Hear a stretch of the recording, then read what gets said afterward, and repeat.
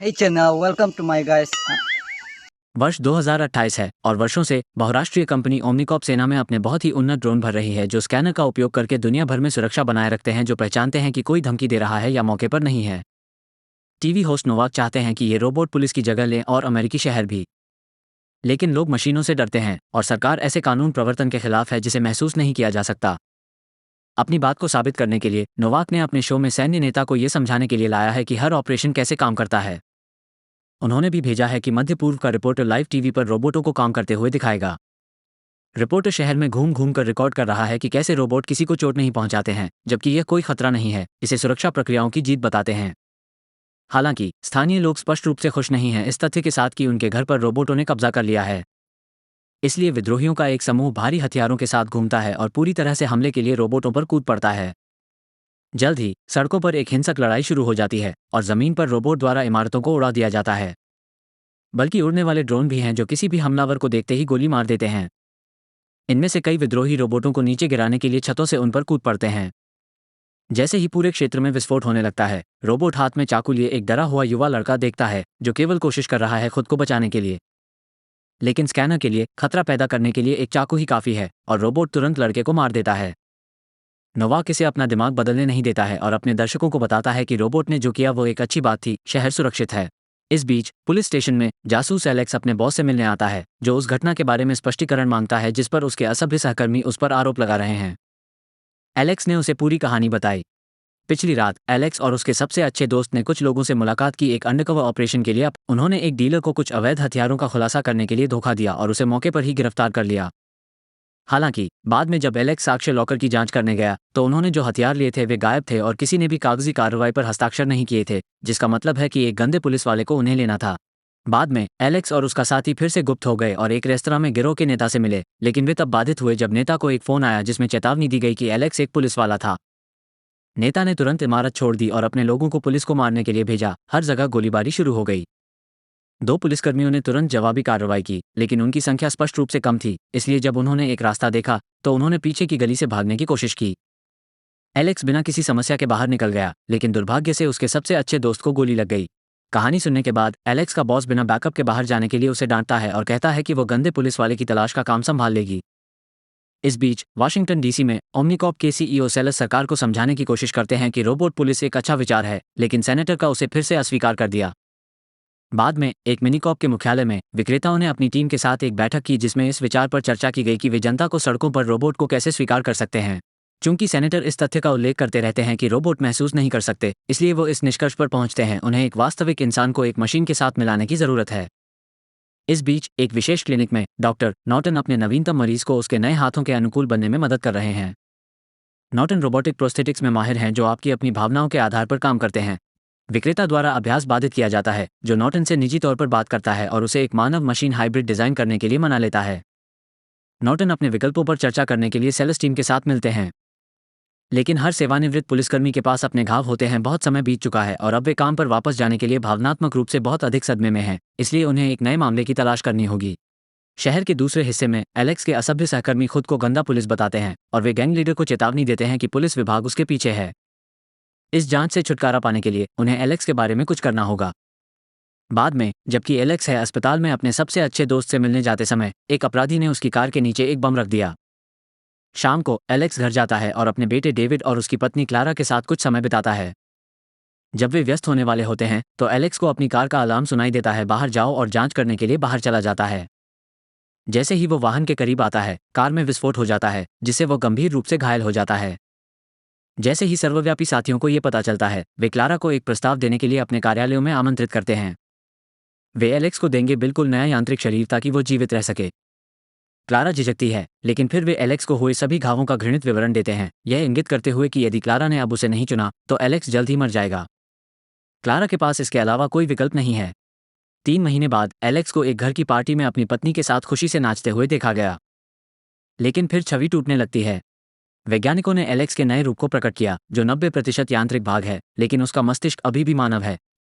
जब आखिरकार उन्होंने उसे जगाया तो एलेक्स भ्रमित और परेशान हो गया, इसलिए नॉर्टन ने तुरंत उसे याद दिलाया कि क्या हुआ था और उसके पहले कदमों में उसका मार्गदर्शन किया। हालांकि शरीर को बहुत अजीब लगता है और जब एलेक्स ने एम्प्यूटी शब्द सुना तो वो घबरा गया और मांग करने लगा निकाले जाने के लिए। जब नॉर्टन उसे शांत करने की कोशिश करता है तो एलेक्स इमारत से बाहर भागने से पहले उसे हिंसक रूप से धक्का देता है। जो भी उसे रोकने की कोशिश करता है उसे धक्का देता है। उसकी दौड़ने की गति अद्भुत है और जब वो इमारत के चारों ओर की दीवार का सामना करता है तो वो बिना पसीना बहाए उस पर छलांग लगा सकता है।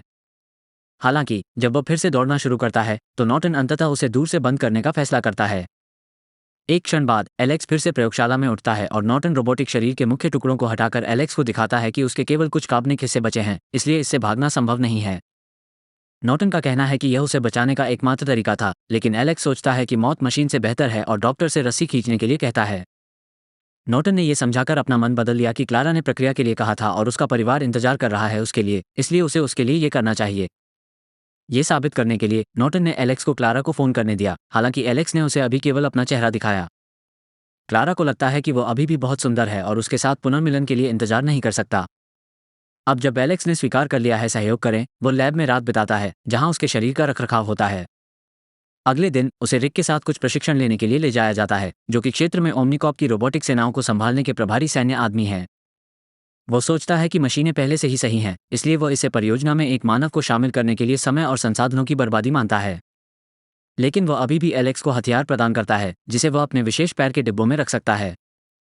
उन्होंने एलेक्स और एक रोबोट को एक सिमुलेशन के माध्यम से रखा जहां उन्हें अपराधियों को मारना होगा और बचाना होगा नागरिक।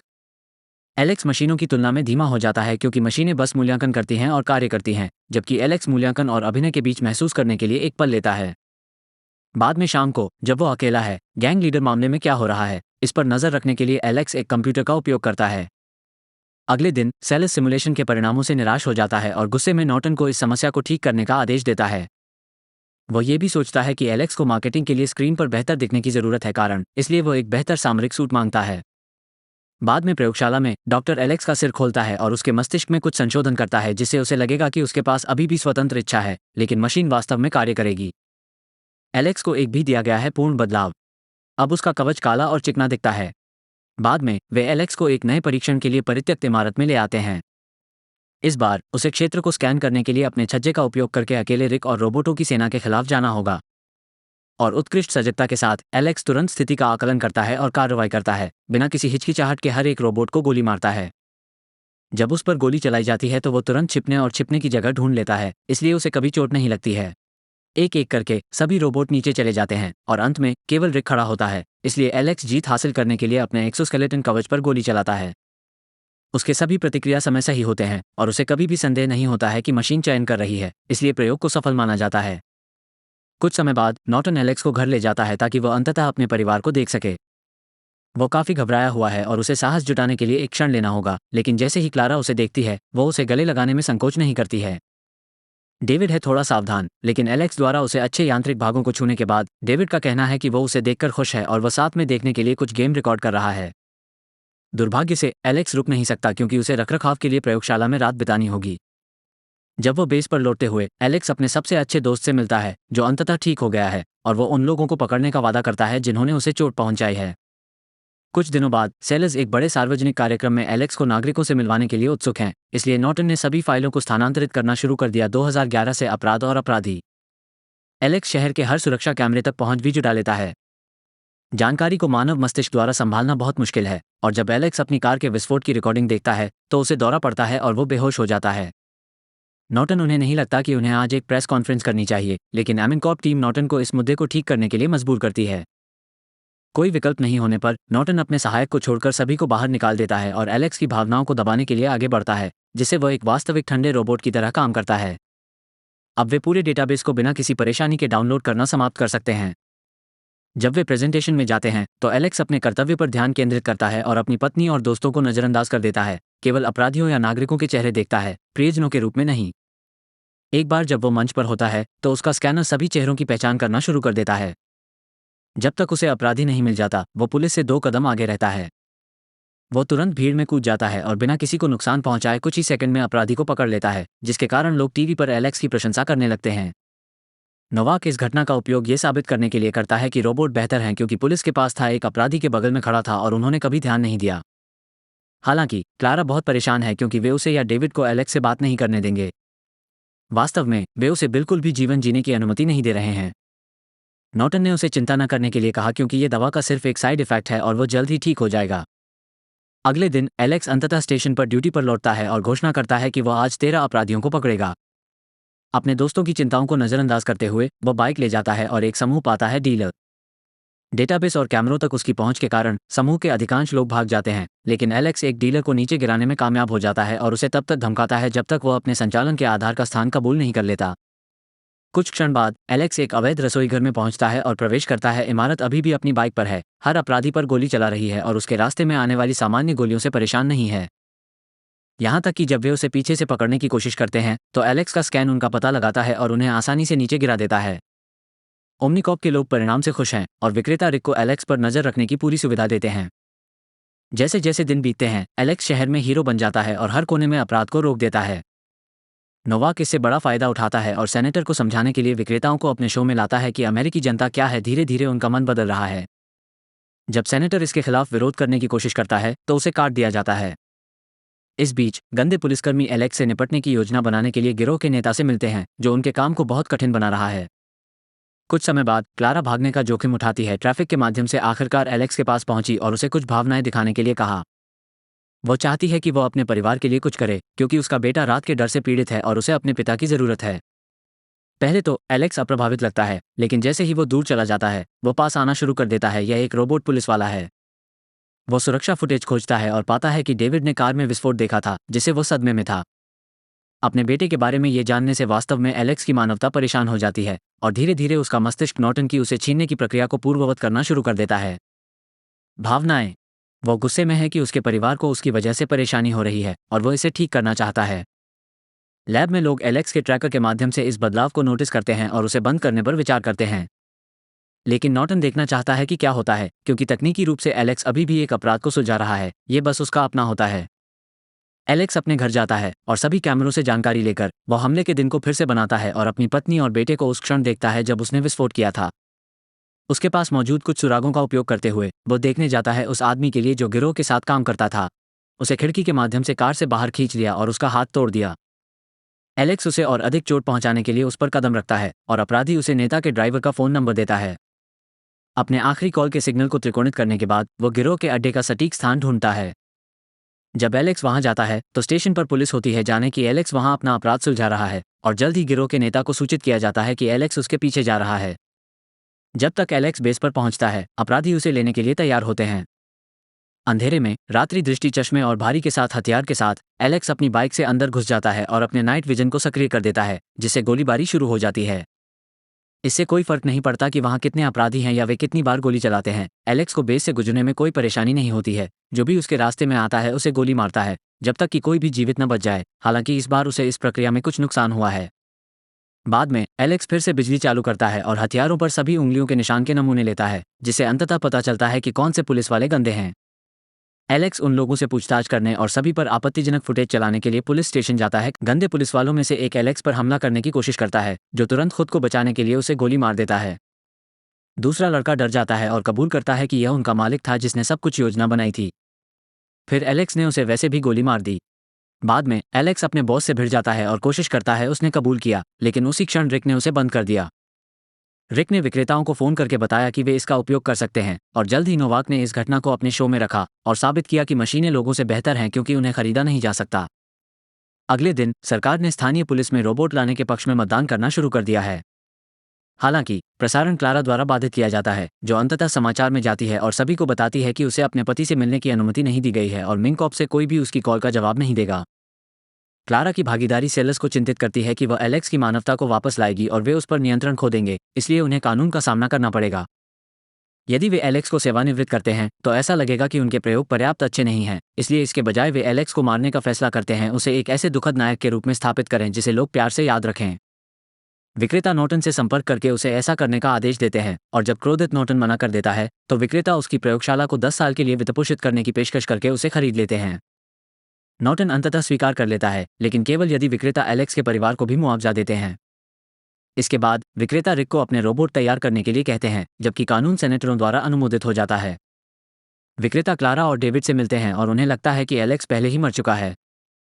प्रयोगशाला में नॉर्टन को पता चलता है कि वहां पहले से ही सैनिक हैं जो एलेक्स को देखने की मांग कर रहे हैं, इसलिए जब वे उस पर गोलियां चलाते हैं तो वो भाग जाता है। नॉर्टन पहले एलेक्स के पास जाता है और एक बटन सक्रिय करता है जिससे विक्रेताओं को लगता है कि वह मर चुका है। हालांकि एलेक्स अभी भी जागता है। ये पता चला कि नॉर्टन ने अपना ट्रांसमीटर दूर ले लिया ताकि किसी के पास उसके महत्वपूर्ण अंगों तक पहुंच ना हो और वे एलेक्स को फिर से बंद न कर सकें। एलेक्स द्वारा दोनों सैनिकों को जल्दी से गोली मारने के बाद नॉर्टन ने एलेक्स को पूरी योजना के बारे में बताया और एलेक्स ने फैसला किया कि उसे सेलस को मारना होगा। जब वो कोशिश करता है तो नॉर्टन को नजरअंदाज कर देता है उसे रोकने के लिए। जैसे ही वह अपनी बाइक पर सड़कों पर निकलता है, अपनी कार से उसे देखता है और सेलस को चेतावनी देता है, जो स्ट्रीम पर एलेक्स की मौत की घोषणा करने वाला है। उसके गार्ड तुरंत उसे, क्लारा और डेविड को बचाव हेलीकॉप्टर की प्रतीक्षा करने के लिए छत पर ले जाते हैं। इस बीच नॉर्टन एलेक्स के सबसे अच्छे दोस्त को खोजने के लिए पुलिस के पास जाता है और उसकी मदद मांगता है।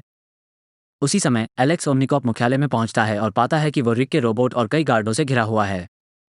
एलेक्स ने 1 सेकंड में एक गार्ड को गिरा दिया ताकि बाकी लोग आत्मसमर्पण कर दें। फिर वो टूट जाता है, अपनी बाइक का उपयोग करके इमारत में प्रवेश करता है और अन्य रोबोटों के साथ गोलीबारी शुरू कर देता है। सामान्य अपराधियों के विपरीत रोबोट बहुत बेहतर सशस्त्र होते हैं और उनके पास बेहतर कवच होते हैं, इसलिए एलेक्स को उनसे लड़ने में परेशानी होती है। वो भारी गोलियों से मारा जाता है और जब वो रोबोट पर कूदने की कोशिश करता है इसे रोकें, वो बस दूर फेंक दिया गया है और कुछ मलबे के नीचे फंस गया है। एलेक्स कुछ शॉट्स के साथ खुद को मुक्त करने का प्रबंधन करता है, लेकिन एक घायल पैर के साथ भागने का मतलब है कि वो बहुत धीमा है और रोबोट उसे पीछे से गोली मारना शुरू कर देते हैं। उसी समय एक पुलिस ट्रक टूट जाता है, इमारत में प्रवेश करता है और एलेक्स का सबसे अच्छा दोस्त उसके सामने चलता है, जिससे रोबोट शूटिंग बंद कर देते हैं क्योंकि सिस्टम में पुलिस सुरक्षित होती है। इससे एलेक्स को पीछे के गलियारे से भागने का मौका मिलता है। इमारत में गहराई में एलेक्स रिक को ढूंढता है और उसे गोली मारने की कोशिश करता है।